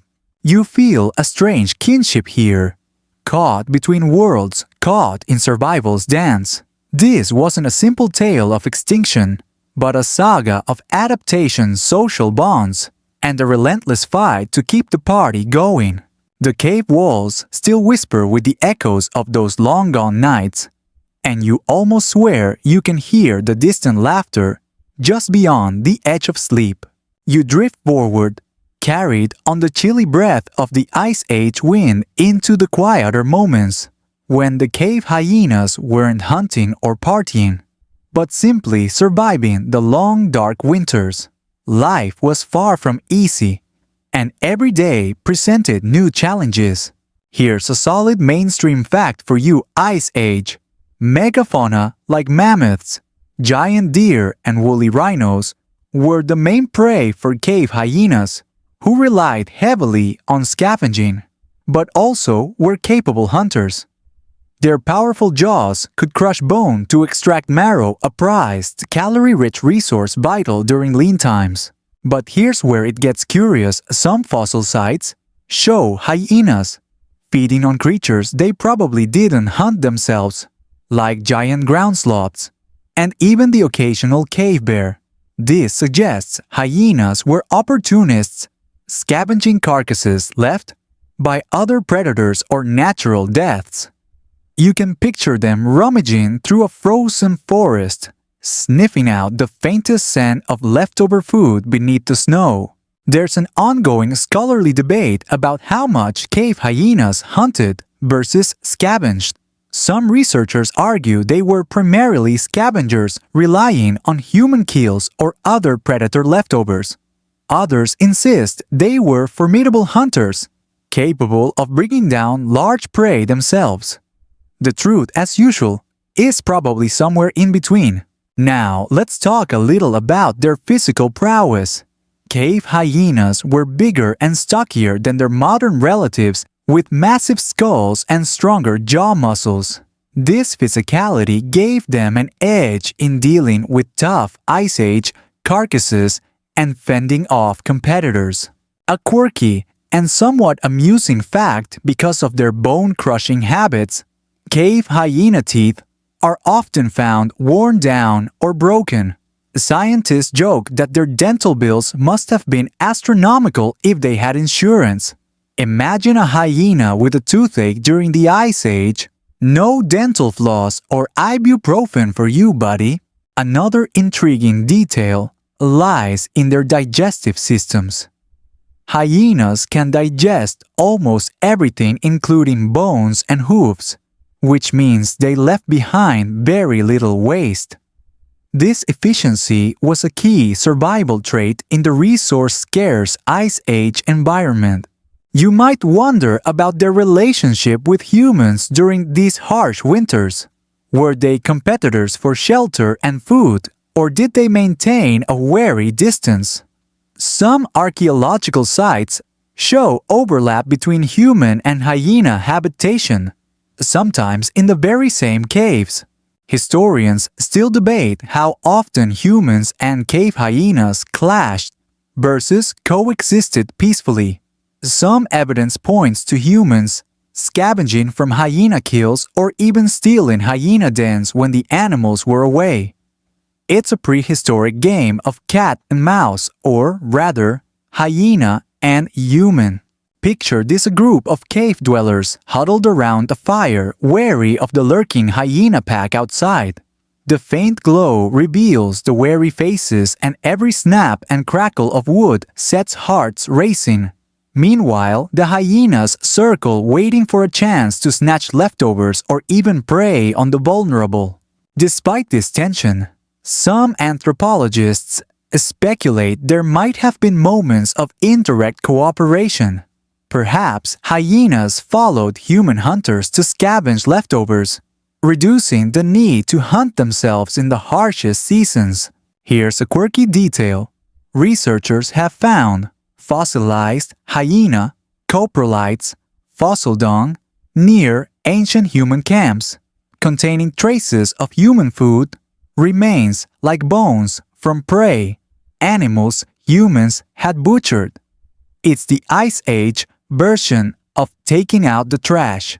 This close proximity sometimes led to diseases passing between species, adding another layer to the complex human-hyena relationship. Through it all, cave hyenas remain survivors, resilient, adaptable, and endlessly resourceful. But nature's clock was ticking and change was inevitable. You can almost feel the icy breath of the future brushing past, the foreshadowing of challenges the hyenas could not overcome forever. You're moving now into a time when the world itself was shifting beneath the paws of cave hyenas. The Ice Age was nearing its end, and with it came a cascade of changes that would test every creature's adaptability. You can almost hear the slow groan of glaciers retreating, the earth breathing a tentative sigh. Here's a key fact. During the late Pleistocene, roughly 12,000 years ago, the climate warmed rapidly melting glaciers and transforming habitats. Forests replaced tundras, and the vast open landscapes that favored cave hyenas' hunting and scavenging gradually shrank. This shrinking habitat forced cave hyenas to face new challenges. Food sources became scarcer as many megafauna went extinct or moved away, and competition for territory intensified. You can picture the hyenas pacing nervously around diminishing dens, once bustling social hubs now eerily quiet. One fringe but fascinating idea is that as forests grew, cave hyenas' hunting style had to shift from chasing prey across open tundras to stalking through dense woods, a tough adaptation for a species built for power and speed in open spaces. Some scientists speculate that this habitat shift contributed significantly to their decline. There's a quirky visual here. Imagine a bulky cave hyena trying to sneak through thick forest underbrush, its large paws making far too much noise for stealth. It's like watching a sumo wrestler tiptoe through a bamboo grove. Historians still debate whether cave hyenas could have evolved these new hunting tactics fast enough to survive the rapidly changing environment. Some believe their social structure, so finely tuned for open plains, made adaptation difficult. Meanwhile, humans were thriving in these new forests. Their evolving tools and cooperative hunting gave them an advantage. The expanding human presence likely added pressure on cave hyenas by competing for prey and suitable den sites. Interestingly, some fossil evidence suggests humans hunted hyenas not just to eliminate competitors, but also to use their bones and hides for tools and clothing. You can almost see early humans in their animal skin cloaks, eyeing the fierce hyenas with a mix of respect and calculation. A quirky but important note. Hyenas' unique immune systems allowed them to survive bites and infections that would cripple other animals, making them fierce survivors. But even this biological advantage couldn't guarantee escape from the broader environmental forces at play. As the Ice Age climate swung toward warmth, entire ecosystems transformed. The megafauna buffet that cave hyenas once relied on began to disappear, replaced by smaller, quicker prey that required different hunting strategies. This shift probably strained social dynamics within hyena clans. Fewer resources meant more competition within packs, potentially leading to increased aggression and breakdown of cooperation. Historians still debate how much the changing climate versus human activity drove the extinction of cave hyenas. Some argue humans were the decisive factor. Others emphasize environmental stress as the primary cause. Likely, it was a deadly combination. In this twilight era, you can almost feel the tension rising, like the last notes of a fading song before silence. Imagine a pack of cave hyenas, once proud and dominant, now reduced in number, their once familiar hunting grounds, fragmented and strange. The house parties grow quieter, the social dances more desperate. Yet, even as extinction looms, you sense a stubborn resilience, a refusal to vanish quietly. And in that defiant spirit, there's a story not just of loss, but of endurance. A final chapter in the saga of one of the Ice Age's most intriguing survivors. You find yourself drifting into the aftermath, the slow, fading echoes of cave hyenas as their world slips away. The late Pleistocene is over. The Ice Age's harsh embrace has softened, and the landscape is now unrecognizable from what it was just a few millennia earlier. Here's a well-known fact. By around 10,000 years ago, cave hyenas had vanished from much of Europe and Asia. Their extinction marks one of the many massive faunal turnovers at the end of the Ice Age. Alongside mammoths, saber-toothed cats, and giant ground sloths. But their disappearance wasn't just a silent exit. It was messy, influenced by overlapping pressures of climate change, competition with humans, and ecological shifts. The exact timeline and causes remain fuzzy as new fossil discoveries continue to reshape the picture. Here's an intriguing detail that's less often mentioned. Some late-surviving cave hyenas adapted by retreating into more remote and less hospitable areas, like mountain caves, or dense forests, clinging to life in pockets where competition was less fierce. You might imagine these final survivors as the last guests at a closing party, slowly picking up their coats and trudging into the cold night, uncertain if they'll ever find another gathering spot. The role of humans here is complicated. Some scholars argue humans indirectly accelerated cave hyena extinction by hunting their prey to scarcity or driving them out of prime dens. Others suggest early human cultural shifts like domestication of dogs further squeezed cave hyena's niche. It's a scholarly debate that still sparks lively discussion.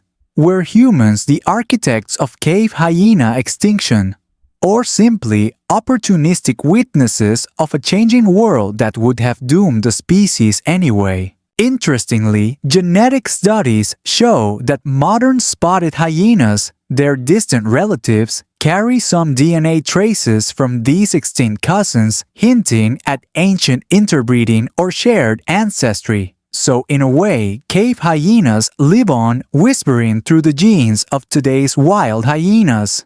Here's a quirky image if you think of cave hyenas as the party hosts who lost their venue. Modern spotted hyenas are like their distant cousins who threw a wildly successful after-party in Africa, thriving where the climate stayed friendlier.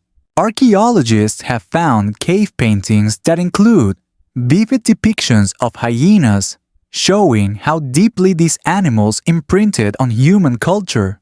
Some of these images are remarkably detailed, hinting at respect or fear, possibly even fascination. There's also evidence of hyenas being involved in early human mythology and folklore, often symbolizing trickery, death, or scavenging. Their laugh sounds haunting, lending itself to eerie stories passed around ancient campfires. One lesser-known fact is that cave hyenas' bone-crushing abilities fascinated early humans, who sometimes collected their bones as tools or ornaments. These bones might have been prized trophies carrying the prestige of a powerful predator. You might feel a bittersweet connection here, an ancient rivalry that left marks both on the earth and in human imagination. The final chapters of Cave Hyenas are written in fragments, bones scattered in remote caves, echoes in art, and the lingering genetic whispers in modern species. As you listen to this fading story, it's hard not to wonder how many other voices have been lost in the passage of time, their tales forever locked in dust. Yet, in remembering the cave hyenas, you glimpse not only extinction, but a rich tapestry of survival, adaptation, and the endless dance between species struggling to thrive. You sense the end of this era, but also the fragile beginnings of new ones, where life reshapes itself again and again. The story drifts now toward a quieter, almost poetic note: how cave hyenas influence their ecosystems and the many ripple effects their extinction caused. You might not have thought much about a single species' impact on its environment, but cave hyenas were more than just fierce hunters. They were ecosystem engineers in their own right.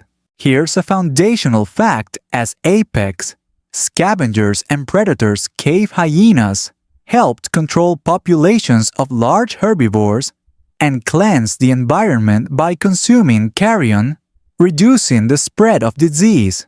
Their bone-crushing behavior also helped recycle nutrients back into the ecosystem faster.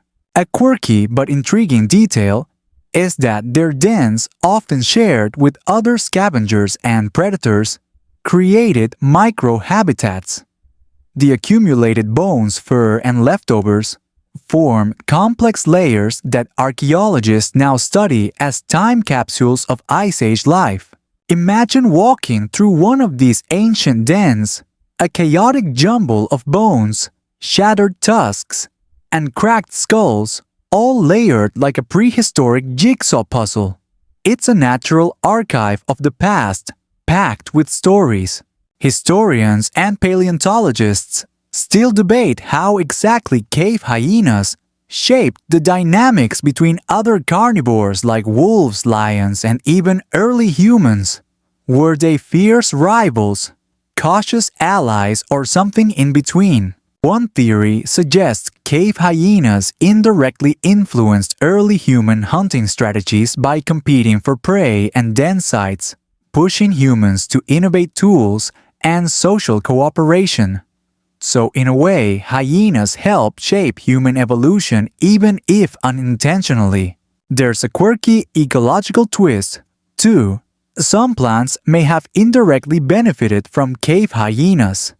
How? By controlling herbivore numbers, hyenas helped maintain balanced grazing, allowing diverse plant species to thrive in the changing Ice Age landscapes.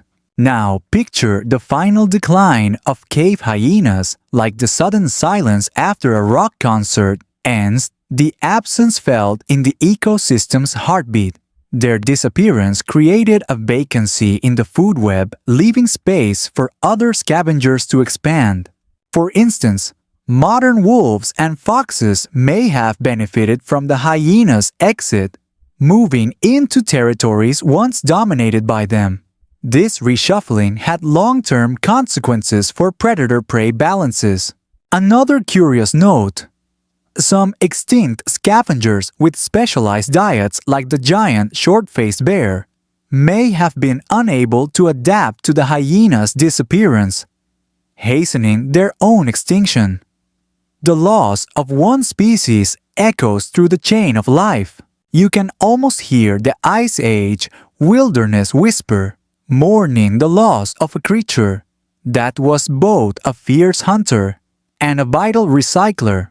And as you reflect on these complex interactions, you realize extinction isn't just an endpoint. It's a pivot point, a transformative moment reshaping life's intricate web. The cave hyena's story is woven into this larger tapestry, a chapter in nature's long ongoing saga of change, adaptation, and survival. That wild, chaotic den of bones and stories continues to teach us about resilience and the delicate balance of life. As you move further into the tale, you find yourself pondering the cultural echoes of cave hyenas, their place in human imagination, long after their physical presence faded. Their impact didn't vanish with their bones. It transformed into story symbols and myths passed down through generations. One mainstream fact across many ancient cultures: hyenas were often depicted as tricksters or symbols of death and scavenging, embodying qualities both feared and respected. This duality made them powerful figures in folklore. Here's a quirky tidbit. In some African and Middle Eastern cultures, hyenas were believed to have magical powers or connections to the spirit world. Some tales even claim they could steal human souls or transform shape. You can almost hear the crackling of a fire as an ancient storyteller weaves a tale of a laughing hyena, haunting the night, both eerie and strangely mesmerizing. Historians still argue whether these myths were rooted more in actual encounters with hyenas or served as metaphors for human fears and societal taboos. Interestingly, early cave paintings sometimes feature hyena-like figures alongside other animals, hinting that prehistoric humans might have held them in a complex emotional regard, perhaps admiration mixed with fear. In a fun, cultural twist, some modern societies celebrate hyenas in festivals or rituals, turning the scary into the sacred. You might picture a masked dancer in hyena attire blending ancient fears with contemporary celebration. There's also a surprising scientific angle. The laugh of the modern spotted hyena, so distinct and haunting, is actually a form of communication. It conveys social status, excitement, or nervousness, a language all its own. Imagine ancient humans hearing this laugh echoing from the dark caves, their imaginations running wild with stories of spirits or monsters. You might find it ironic that the same sound that inspired fear and folklore is actually a sophisticated social signal, reminding us that even the eeriest noises in nature often have practical roots. This cultural legacy is part of why cave hyenas remain fascinating beyond bones and fossils. They are ghosts in the human story echoing through our collective psyche. Some scholars propose that our fear of scavengers like hyenas shaped early human group behavior, promoting tighter social bonds and cooperation to defend against these predators. And so the story of cave hyenas isn't just biological. It's deeply woven into human culture, myth, and survival strategies. This intangible legacy outlives the physical bones, reminding you that extinction is only part of the story. Sometimes the true survival is in memory and meaning. You can feel the pulse of those ancient narratives still alive in the shadows of your imagination, inviting you to listen closer. You're now stepping into the fascinating realm of scientific detective work. How modern technology and innovative methods have breathed new life into the story of cave hyenas. Even though these creatures disappeared thousands of years ago, science is piecing together their lives with astonishing detail. One solid fact: advances in DNA analysis have allowed researchers to extract genetic material from fossilized hyena bones, revealing their evolutionary relationships and even insights into their behavior. Imagine a scientist carefully unearthing a fragile bone, then sending it to a lab where tiny fragments of DNA whisper secrets of an ancient world. Details that fossils alone could never show. Here's a quirky tidbit. Some genetic studies suggest cave hyenas had surprisingly diverse diets adapting to what was available. They could eat everything from large mammal carcasses to fish and even plants on occasion, a bit like opportunistic urban raccoons of the Ice Age. Historians and scientists still debate how closely cave hyenas were related to modern spotted hyenas and whether they interbred or shared territories. These subtle distinctions shape our understanding of hyena evolution. Another fascinating tool is isotopic analysis, studying chemical signatures in bones and teeth to reconstruct diets and migration patterns. This has revealed that some cave hyenas may have traveled great distances following prey migrations, while others stuck close to home. You can picture these animals trekking across icy plains, their footsteps recorded not just in fossil tracks but in the chemical clues locked inside their remains. Additionally, 3D imaging and computer modeling let paleontologists virtually reconstruct hyena skulls and jaws, testing bite forces and feeding mechanics.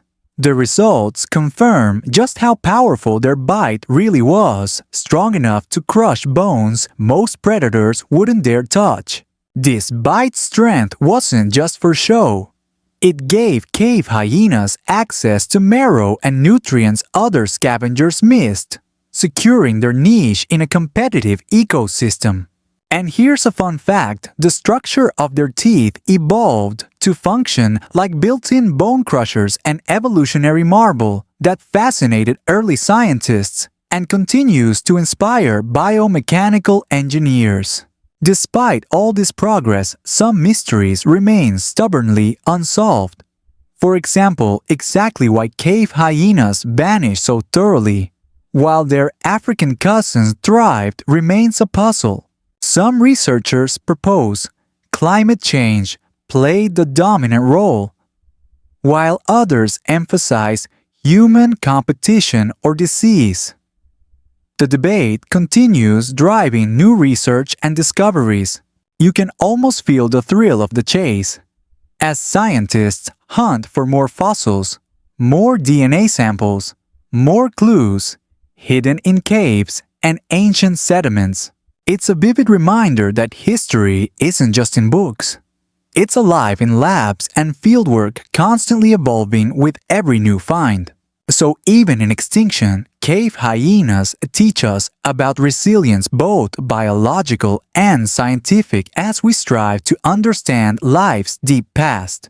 And you listening quietly now become part of this ongoing journey, one that stretches across time, space, and imagination. Now you're moving into a more philosophical space, where the story of cave hyenas invites reflection on extinction's broader meanings. How losing a species changes not just ecosystems, but our sense of the past and our place in the world. Here's a solid fact to ground you. Extinction is a natural part of life's cycle, occurring for millions of years before humans even appeared. Yet the rapid extinctions over the past several thousand years are unprecedented, largely influenced by our own actions. It's worth pondering. Cave hyenas vanished long before industrialization, but human expansion, hunting, and climate impacts likely played crucial roles. The loss of these animals hints at the delicate balance we all depend on. A quirky but profound detail is how some scientists call extinct species like cave hyenas ghosts of ecosystems past. They remind us of worlds that once thrived and how fragile those worlds really are. Historians and ecologists still argue whether the extinction of megafauna like cave hyenas was inevitable or could have been mitigated by different human behaviors or environmental conditions. You might imagine this as a slow-motion tragedy, a party where the music fades, not because the guests wanted to leave, but because the room itself changed. There's a subtle sadness, knowing that the world you live in is already different from the one inhabited by these Ice Age animals, and it will change again in your lifetime. Yet this realization can also be hopeful. Understanding the past extinctions helps us protect today's endangered species and maybe prevent future losses. One fascinating angle is how extinct species continue to influence modern biodiversity through genetic legacies, ecological niches, and even human culture. Cave hyenas, for example, remind us how interconnected life is and how the disappearance of one player sends ripples through the whole system. You might picture conservationists as modern party planners, trying to keep the lights on and the music playing for today's wildlife. Their work is an echo of the deep past, a chance to rewrite the ending of extinction stories before their final. So the tale of cave hyenas isn't just history. It's a cautionary fable and a call to awareness. It challenges you to think about what legacies we want to leave behind, not just for humans but for all life sharing this planet. As you drift closer to sleep, maybe you carry this thought softly.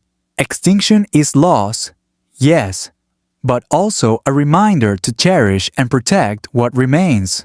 The cave hyena's silent howl across time becomes a whisper, urging care, respect, and curiosity about the fragile threads of life.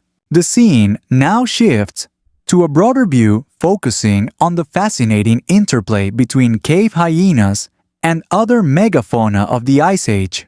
You're invited to imagine a world bustling with gigantic creatures where survival was a complex dance involving predators' prey and scavengers alike. A widely accepted fact is that cave hyenas shared their environment with formidable megafauna, such as woolly mammoths, giant deer, and saber-toothed cats. They occupied a niche as dominant scavengers and sometimes active predators among these giants. Here's a quirky bit. Cave hyenas had a habit of stealing kills from other large predators like cave lions or wolves, a behavior that some modern hyenas still exhibit, earning them the nickname nature's thieves. You can almost picture hyenas barging into a lion's feast, laughing their wild giggle as the lions glare. Scientists still debate the dynamics of these rivalries. Did cave hyenas regularly hunt? Or were they mostly opportunistic scavengers? The truth probably lies somewhere in between, fluctuating with seasons and prey availability. A fascinating side note: the hyenas' bone-crushing prowess meant they could consume carcasses that other predators left behind, making them key players in recycling nutrients in their ecosystems. You might find it amusing that in the Ice Age animal kingdom, hyenas were like the persistent guests who always showed up uninvited to dinner parties but somehow got the best leftovers. Their interactions weren't limited to animals.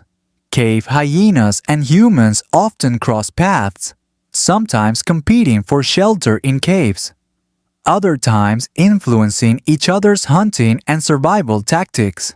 One debated question is whether early humans learned hunting techniques or social cooperation, partly in response to pressure from predators like cave hyenas. In terms of sheer scale, the Ice Age was a stage for evolutionary arms races, where creatures developed incredible adaptations to survive harsh climates and fierce competition. Cave hyenas, with their powerful jaws and social structure, were well equipped for this drama. There's a somewhat poetic notion that the extinction of cave hyenas helped reshape Ice Age ecosystems, allowing other species to flourish or decline in their absence, showing how interconnected life truly is. As you reflect on this web of interactions, you sense how life's complexity never ceases to amaze predators and prey, locked in an eternal balance of power, survival, and occasional chaos. Remembering the hyena's role in this grand tapestry gives a richer understanding of how ancient ecosystems functioned and how delicate those balances remain even today. So, as the Ice Age's curtain fell, cave hyenas took their final bows, leaving behind a legacy not just in bones, but in the very fabric of life's evolutionary saga. Now, as you near the close of this long journey through time, it's time to look at the final disappearance of the cave hyena, their last days, and the bigger picture of Ice Age extinctions. You've traveled alongside a creature that once roamed vast frozen landscapes, thrived, competed, and then mysteriously vanished. One key fact to hold on to: cave hyenas went extinct roughly 11,000 years ago, around the end of the last Ice Age, a period marked by rapid climate shifts, human expansion, and environmental upheaval. The question of why they disappeared remains a hot topic. Some scientists point to climate change, causing habitat loss and prey declines, while others emphasize the growing impact of human hunting and competition. Historians still argue whether it was a deadly cocktail of factors or one dominant cause. An odd but fascinating fact is that some cave hyenas may have persisted in isolated refuges longer than previously thought, based on fossil evidence found in unexpected places like parts of Eastern Europe and Asia. It's almost like they were clinging to survival in remote last stands as the world changed around them. Think of it as a fading echo of a once powerful species, struggling to adapt to a shrinking world. It's worth imagining what those final generations looked like: smaller groups, fewer prey, increasing pressure from humans and other predators encroaching on their territory. The end of cave hyenas was part of a broader wave of megafaunal extinctions that swept across the globe. Woolly mammoths, giant ground sloths, saber-toothed cats, and many others disappeared in this mass extinction event. Scientists are still piecing together how interconnected these extinctions were and what they teach us about the fragility of ecosystems. Here's a quirky note to lighten the mood: the ghostly laugh of modern hyenas may remind us that while the cave hyena is gone, its distant relatives carry forward some echoes of that ancient past, like a faint whisper from the Ice Age. You might find comfort in knowing that extinction, while final for species, also opens new chapters, new niches for other animals, new evolutionary possibilities. As you reflect on this story, you realize the cave hyena's life was a complex saga of survival, dominance, and change, much like our own human story in some ways. And so the house parties ended, the bones settled, and the wild laughter faded into history. But thanks to science imagination and your own quiet attention tonight, the cave hyenas are alive again, at least for a little while. As the story gently winds down, imagine the chill of those ancient nights, slowly softening, the harsh winds fading to a whisper. The world of giant beasts and fierce hunters melts away like morning mist, replaced by the quiet comfort of your own space. Remember, every extinction is also a beginning and invitation to cherish life's fragility and marvel at its resilience. Now take a deep breath, feel the calm spreading through you, and let the echoes of the past lull you into a restful sleep. The wild stories of long-gone creatures will be waiting ready to visit whenever you return. Sleep well.